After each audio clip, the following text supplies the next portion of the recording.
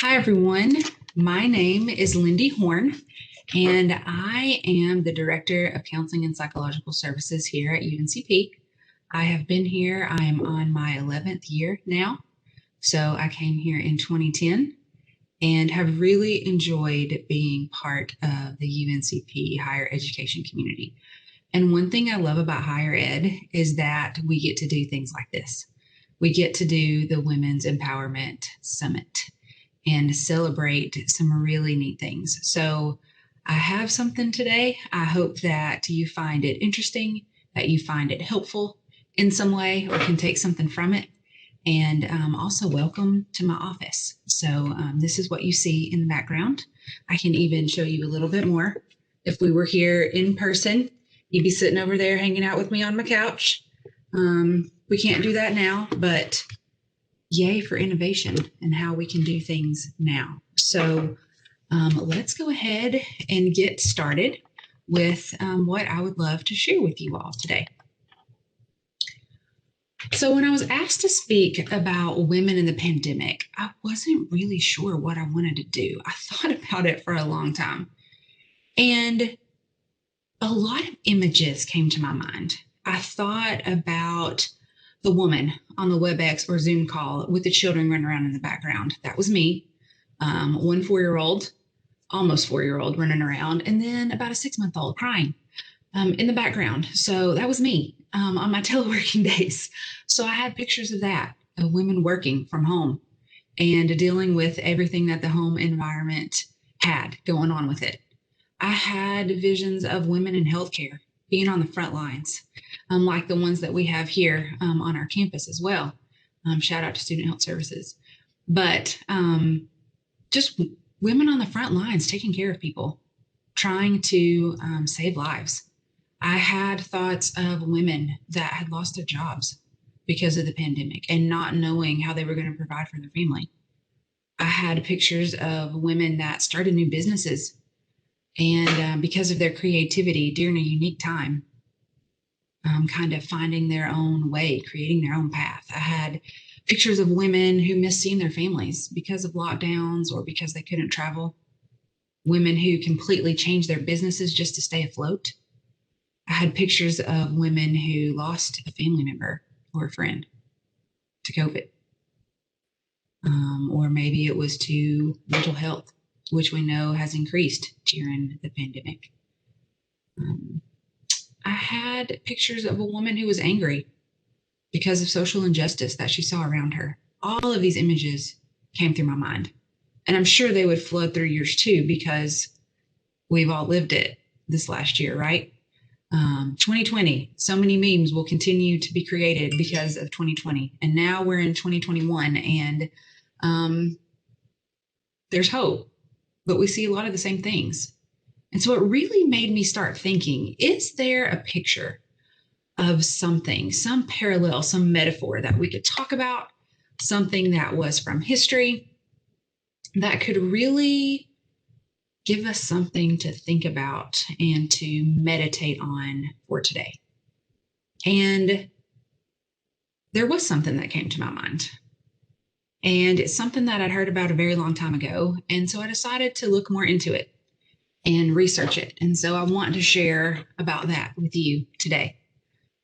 So what came to my mind was this powerful picture of the Wailing Women. Yes, that's what I said, the Wailing Women.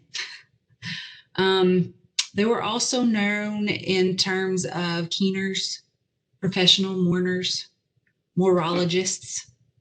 They were women of ancient times, but to be honest, they still exist today. Not in our Western culture, so to speak, but in Eastern cultures they do, in Asian cultures and Indian cultures, in Jewish cultures, certain Jewish cultures. We still have this picture of the Wailing Women and what they are, what they mean to society, what they do. And so that's actually what I want to talk with you about today. The Wailing Women were women, again, both in ancient times in history and currently, that are called upon during times of crisis, death, war, national unrest, or national tragedy, Any circumstance that you could think of in which groups of people are hurt, are at a loss, are grieving, are shocked, are discouraged, are questioning the good in life. I think at some point that's probably described all of us within the last year. And this was the place where these professional women, which we'll talk more about, step into this moment in time, and do the thing that they were called to do. And it made an impact. So I want to talk about the impact that they made and who they were, and how we can apply that today while we're still women living in a pandemic. In ancient times, these women were hired to come and lead the people in mourning, again, over whatever crisis had occurred. And they would lead through wailing, or what we'll call loud crying, passionate speeches, songs of mourning, lament is what that's called. Something that you might read in a book of the Bible called Lamentations, something like that, where grief and sorrow or shock, a negative outlook on the times, what you would see there, those types of things. And this was their profession. It was a woman's profession. And in ancient times, it was one of the only professions for women. So these wailing women were on the scene during these crucial times, doing what they had studied, and in many ways, but I believe were created to do. And some really neat things happened. So that's what I want to talk about. So what were the qualifications of a wailing woman? Well, first of all, they were skilled. So this was a craft very often that was passed down from generation to generation. Women would teach their daughters to wail, even in certain texts, whether that be biblical or other ancient texts that you read. It talks about this being something passed in generations, like the family business. But it also took creativity, and it took a boldness. It took a woman who was willing to be outspoken in a time that could be hard and could be difficult. Certain texts also called these women wise women, and I can understand that. Thinking about a woman, especially in ancient times, stepping into a very emotional, tragic, in many times, situation, and being the leader in many ways, took a woman that was skilled and that was wise and knew what she was doing. These were studied women. Like I said, the art of mourning was a learned skill. It was passed down upon generations. And these women, when they were called to come and lead people in mourning for these tragedies, they drew upon laments, those, again, passionate expressions of grief and sorrow that had been handed down through the generations, much like songs are handed down now in generations for us, or certain stories. They handed down these laments as part of that history. But the women also had to adapt and create certain songs and laments to fit particular situations, whatever they were called to come to. And that meant that they also had to be discerning women. They had to know when there was a time to cry and when was the time to sing. They had to know when they needed to speak as a poem, or when people just needed to express a deep cry. They had to know that. They had to discern that in the environment.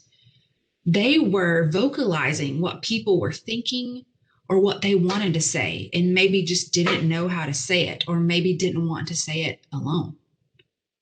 They were representing a community response to trauma, and they had to get it right in order to move those people into expressing and acknowledging their grief. This was very, very skilled. So again, they were skilled, they were creative and outspoken, they were wise, they were studied, they were professional women, and they were discerning women. They could read the environment around them. How many women do you know that have many of those skills that I'm talking about? I know several. And it's really awesome to see how they continue to contribute, whether that be here at UNCP, whether that be in their own communities. So this was what qualified someone to be a wailing woman.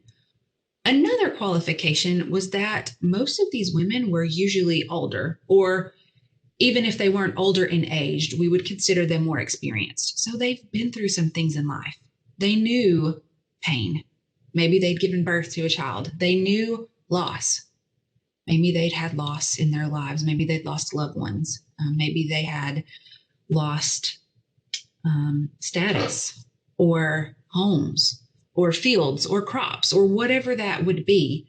These were women who had experienced some things in life that gave them emotions and memories to draw from to make their craft human, real, to be able to draw upon what grief felt like when they were called upon to have tears, actual tears.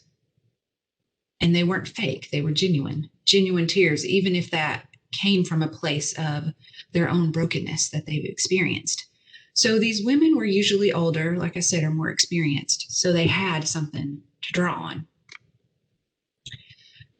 Now, to me, most importantly, again, because we're at the Women's Empowerment Summit, the other qualification to be a wailing woman was that you were a woman. And the ancient belief, which I honestly hold as well, was that women were uniquely made to evoke emotion. In our makeup, we hold emotion and understand it differently than our counterparts. Our discernment of emotions and how they impact people, coworkers, friends, family, it's honestly a gift. And one commentary put it like this: women have the power to affect people and to move their passions. We have influence, and we have influence in a way that someone who is not a woman does not have. We exercise our influence in ways that women exercise our influence. So again, these women were skilled and creative and outspoken. They were studied. Many times they were older or more experienced, and it was a woman, because this job uniquely fit her. Now, what did wailing women accomplish? They show up in these tragedies, they sing these songs, they cry, they evoke people to emotion, to expressing their feelings. Well, what did that actually do for the communities and the events that they were called to? Well, I have 4 things that I've kind of dwindled this down to, or nailed this down to, and I hope that we can talk about the 4 things that they did and consider how we still do that today. So the first thing that they did is they created a place for suffering. The Wailing Women created a communal and safe space for others to express their feelings. There is a community nature to grief and lament. That's why when we have funerals, we invite people. We invite people to honor memories, to bring up memories. We sing songs that might have been requested by the loved one, or remind us of the loved one, or bring us comfort in a time when we're hurting. Lament, in many ways, is built for community. Grief is meant to be shared. And the Wailing Women are a picture of bringing communities together in that place of grief and loss.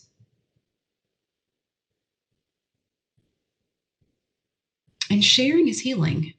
I believe that's because as human beings, we were created for relationship. We weren't created to be on an island alone. If I look back at my psychological studies, because that's my background in mental health and psychology and counseling, there's so many studies about children who are neglected in orphanages or different things like that, who haven't had human touch, who haven't had human connection, and what that does to a human soul, and honestly to our development when we don't live in relationship with each other in some form or fashion.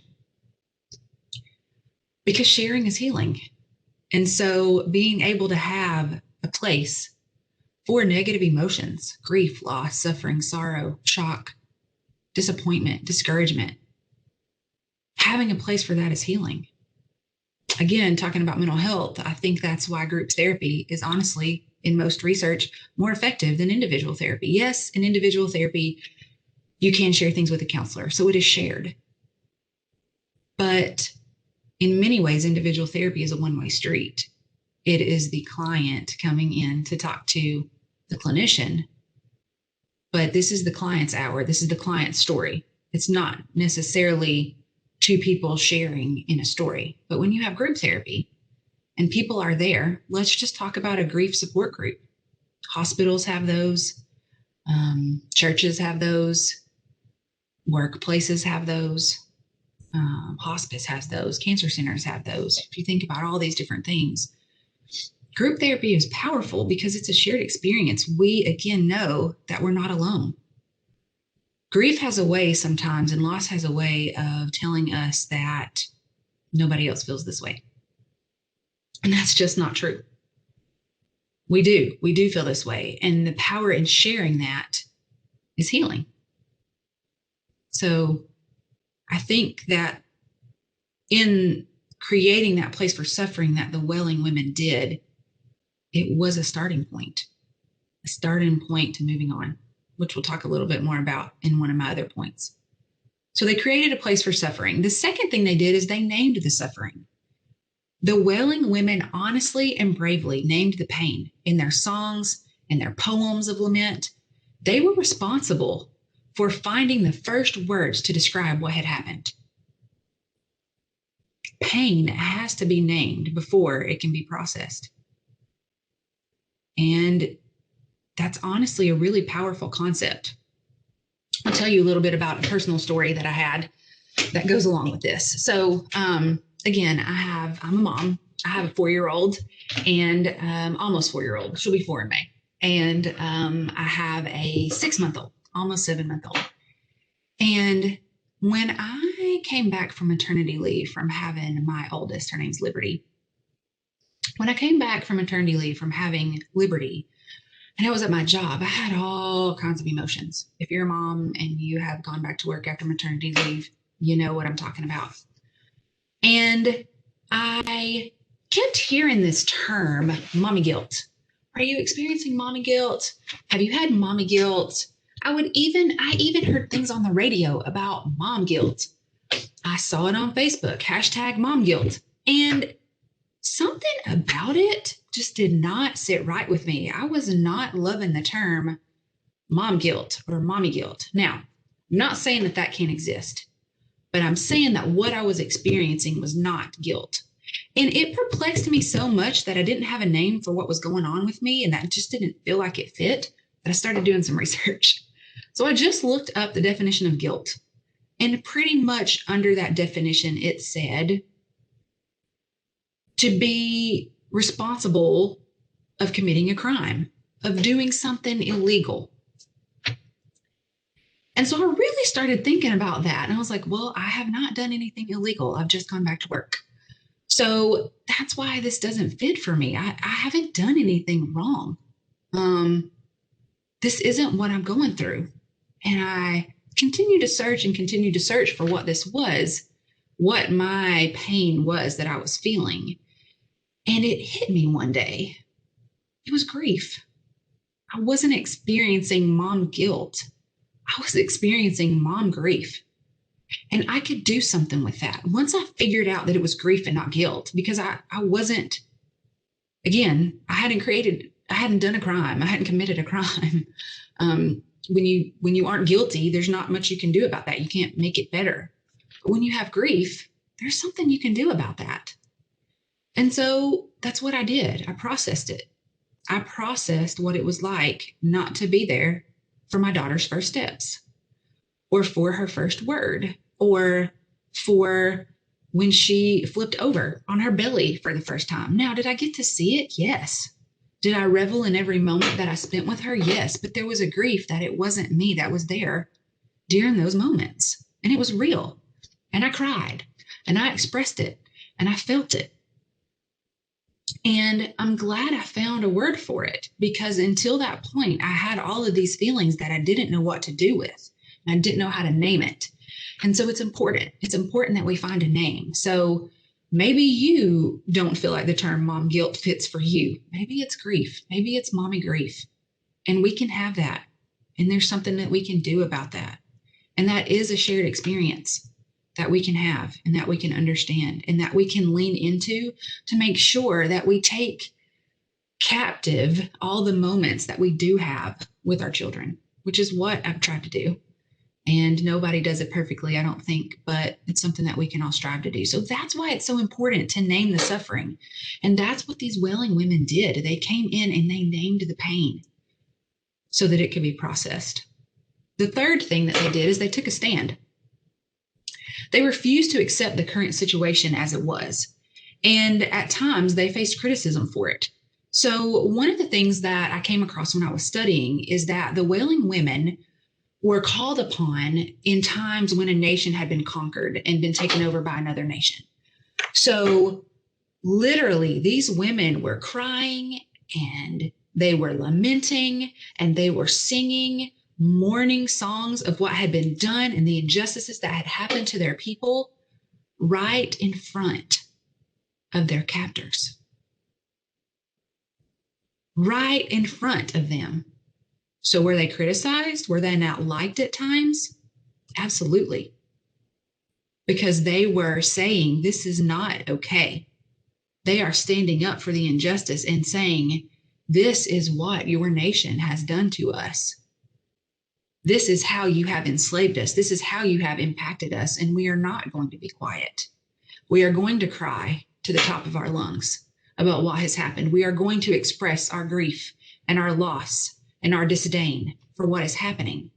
They took a stand and they did it in their profession, and they did it boldly and they did it bravely, and they were criticized for it. I'm sure they were harmed for it as well. I didn't find that in the literature that I looked at, but that had to take some guts to be able to stand up and do that and say, this is not okay. I refuse to accept the situation as it is. So again, they created that place for suffering. They named the suffering. They took a stand at times when it called for it. And the last thing they did is they fostered hope. The wailing women were an image of survival to injured people seeking to come to terms with some kind of trauma.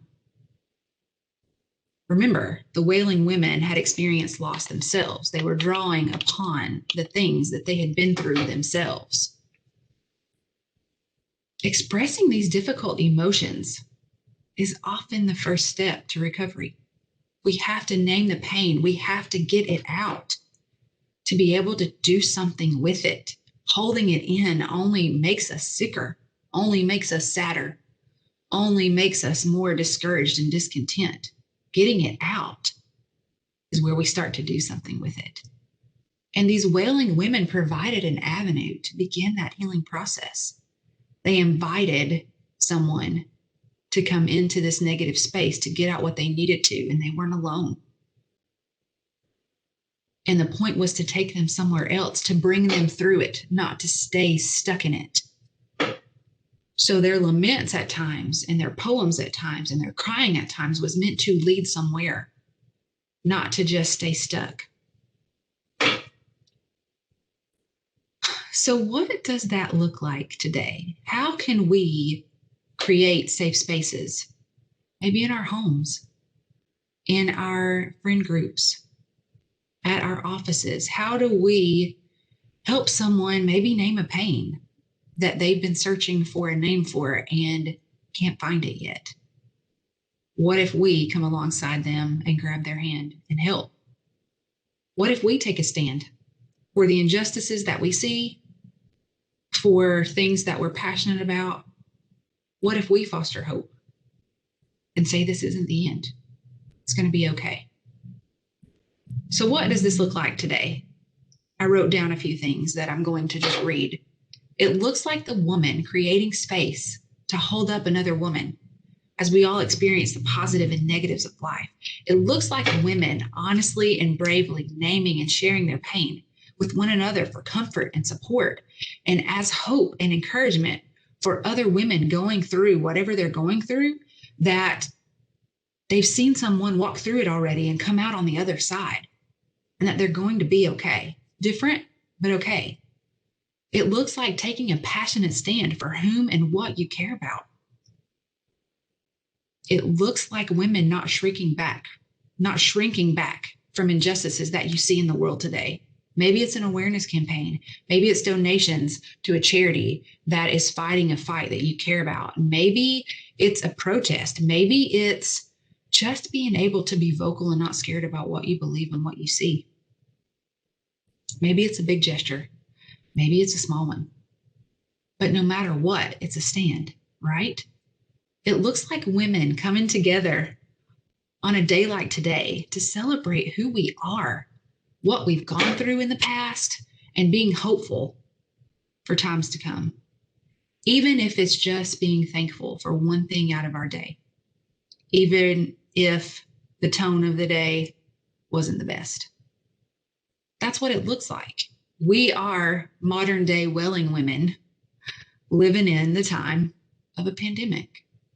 This is what we can do. This is what we inherently are created to do as women in many ways. The Wailing Women are an amazing example of women stepping forward and taking the lead to help a community deal with grief and trauma. Like I said, to deal with a pandemic. We can exercise this leadership as individuals and collectively within our jobs and our families, in politics, in the marketplace, in businesses, in our formal and informal networks. We can do that. We are doing that. I've seen us do that. So I want to leave you with a quote from a famous author from the 1800s. His name is John Angel James. And I just think this quote sums it up so well for probably all of the experiences that we've had and the power that we have as women to make a difference.